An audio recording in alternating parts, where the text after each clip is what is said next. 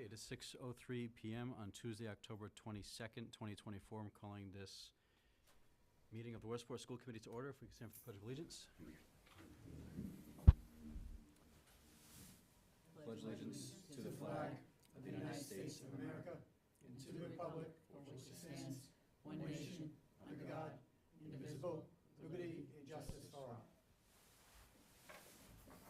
Okay, thank you. Under Mass General Law, Chapter 38, Section 20F, this meeting is being recorded. First, we will entertain comments and statements from the public. Seeing none, we'll move to our informational agenda. Mr. Robin, do you have anything? No, I mean, just we're going through the budget process at this point, and obviously we'll be working closely with you and the town. And obviously, I want to publicly thank our business department for all the work that they're doing to get the stuff ready, as well as the leadership in each of the schools. So, Absolutely. Thank you. thank you. Okay, moving to our, The top, on I March 20. apologize, yes. On March 29th, 2023, Governor Maura Healey signed into law Chapter 2 of the Acts of 2023, which includes a 2-year extension of the option for public bodies to hold remote meetings effective immediately. This legislation simply extends the current option for remote meetings through March 31st, 2025, and does not otherwise affect the ability of public bodies to conduct their meetings remotely through video and/or audio conferencing under Chapter 20 of the Acts of 2021. Thank you, Sharon. Okay, moving to our action agenda. Review and act on school committee meeting minutes of Tuesday, October 15th, 2024. Is there a motion? I'll make a motion to accept the minutes of Tuesday, October 15th, 2024. I'll second. Okay, motion made and seconded. Any discussion? Hearing none, all in favor? Aye. Aye. Actually, roll call vote. This is a hybrid meeting. Okay. Aye, Gloria Cabral. Aye, Christopher Thrasher. Aye, Jason Pacheco. Ivan Gendro. Okay, that is carried. Item B, review and act on appointment to the Opioid Settlement Advisory Committee. So we received communication from the Select Board that they would like to finalize the committee membership on their meeting on the 28th, which is next Monday. And we've been asked for a representative from the school department to represent us on that committee. And as those funds are being dispersed. So this is an advisory committee that will advise the select board on how those funds are spent. The funds are available. It's over $1 million through 2038.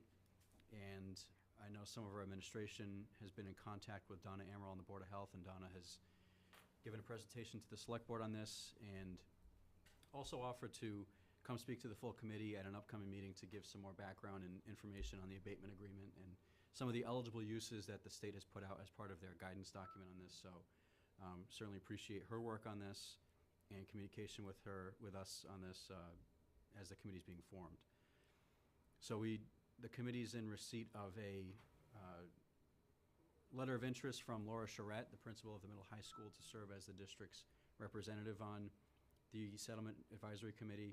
The Board of Health has requested as part of the committee that the membership representing the school department not be a committee member, but rather someone that's interacting with students every day and has a good grasp of the issues impacting the district as it relates to some of the uses of what the abatement could be used for. So Laura has expressed interest in this, so the committee has to vote on the approval of the name to send to the select board, and the select board will make the final appointments of the full committee at their meeting on the 28th. So is there any discussion on the item? Mr. Chair, so first and foremost, I would like to say I appreciate Ms. Amaral especially, but the Board of Health and the Select Board's approach to working out how to best utilize these funds. And I certainly think that we have a fantastic person to sit on that committee. I am curious if there was ever a resolution as to whether or not a voting member of that committee could be a non-resident of the town. I know that there are other committees where that is the case. Did you get any clarification? So that has not been resolved. We do know that a non-resident can serve as a member of the committee. The question is around voting membership. This also is I spoke to the Board of Health about this, and this is an advisory committee, so the committee itself would not be voting on expenditure of the funds directly. The committee is bringing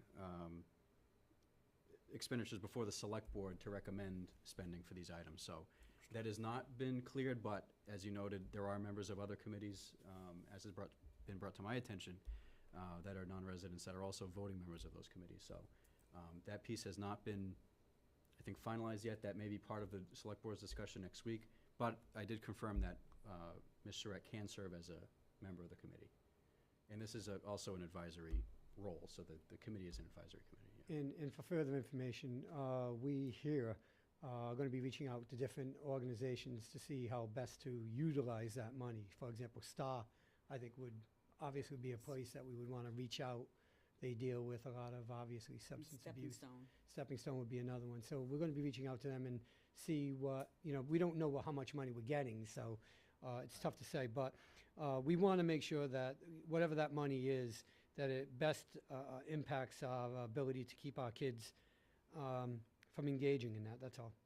I know some other districts also have implemented programming as it relates to some of the eligible uses. So, maybe looking at best practices as part of that and what other districts are, the programs that they're looking at, things they're implementing. There's quite a few requirements as part of this, but my understanding is there is some flexibility when it comes to the usage in school departments. So they can be preventative. It doesn't necessarily have to be related to a situation where opioid use is a direct component, but it can be for things like mental health. It can be for, there's some programs that are being funded that are supporting families where there aren't necessarily traditional caregivers that are, they may be grandparents, they may be other family members. So we know that funds have also been used to support those types of programs as well. So And when you, there's a myriad of things that can be supported as part of this, but certainly as, part of this committee is going to be looking at what are the eligible uses and what are the. and I appreciate what you just said, because in reality, we know that the usage is a symptom of a much bigger issue. And if we get to that bigger issue, maybe we can stop the usage, so, Absolutely. Mr. Chair, I will enthusiastically make a motion to appoint Ms. Charette to the opioid settlement advisory committee as the school department's appointee. Second. Okay, motion made and seconded. Is there any further discussion?